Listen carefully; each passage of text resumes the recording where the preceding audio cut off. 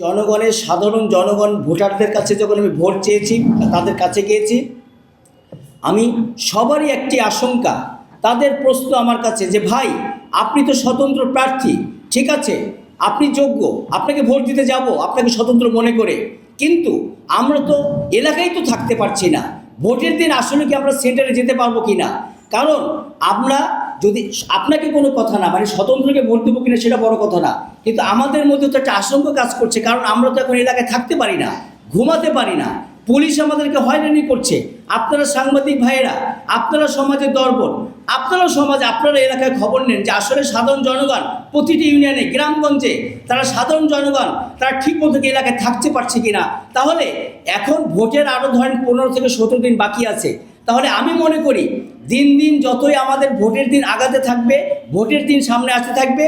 এই বিশেষ করে যারা রাজনৈতিক দল বলতে আমি যেটা বুঝাবো বিএনপি বলবো, জামাত, মূলত দুইটি দল, তারা তো সাধারণ যারা জনগণ যারা ভোট দিতে আসবে তারা তো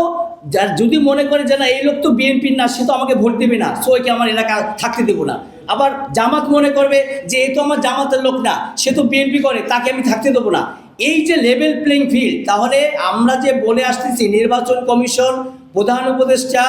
সকলে যে বলে আসতেছেন যে সকলে প্রশাসন তরফ থেকে নির্বাচন কমিশনের দায়িত্ব ব্যক্তি যারা সবাই যে বলে আসতেছেন যে এই নির্বাচন হবে অবাধ, সুষ্ঠু এবং লেভেল প্লেইং ফিল্ড, তাহলে সাধারণ জনগণ, খেটে খাওয়া মানুষ, তারা যদি তাদের এলাকায়, তাদের বাড়িতে, তাদের এলাকায় যদি তারা যদি ঠিকভাবে না থাকতে পারে, তারা যদি এখন পালায় থাকে, তারা যদি ঘর ছাড়া থাকে, তাহলে কিভাবে আপনি লেভেল প্লেইং ফিল্ড নির্বাচন আপনি নিশ্চিত করবেন। এবং আপনাদের সাংবাদিক ভাইদের কাছে আমি বিশেষ করে অনুরোধ করব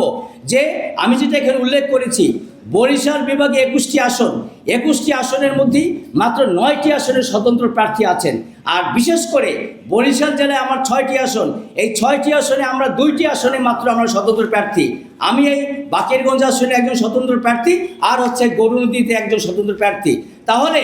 আমি আপনাদের সাংবাদিক ভাইদের কাছে আমি বিশেষ করে অনুরোধ করব যে আমার আসন, আমি একমাত্র স্বতন্ত্র প্রার্থী, তার মানে আমার কোনো দল নাই, কিন্তু যারা সাধারণ জনগণ, যারা গত 54 বছরে বাকেরগঞ্জে কোনো উন্নয়ন পায়নি, তাহলে তারা যে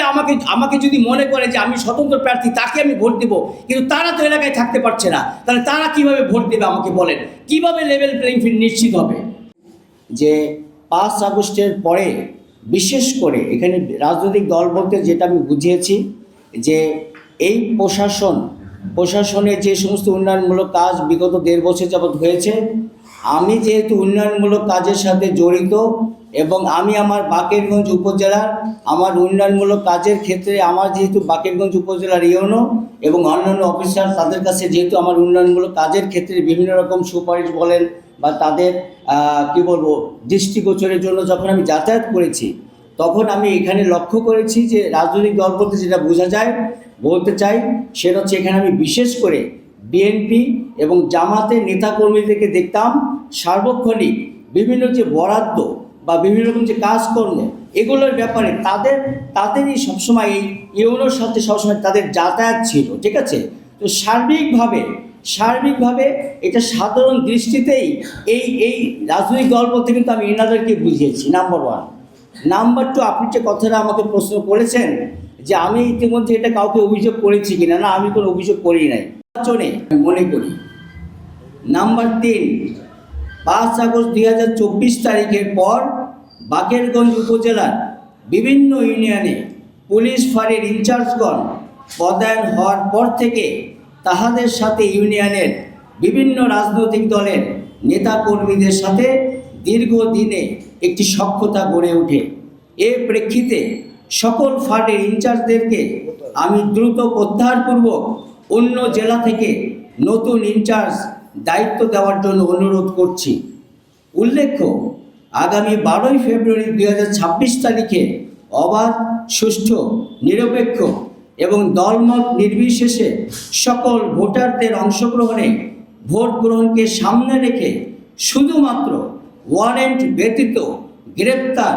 হয়রানি, ধরপাকড় বন্ধ করার জন্য বিনীত অনুরোধ করছি। অতএব জেলা প্রশাসক বরিশাল ও রিটার্নিং অফিসার বরিশাল মহোদয়ের কাছে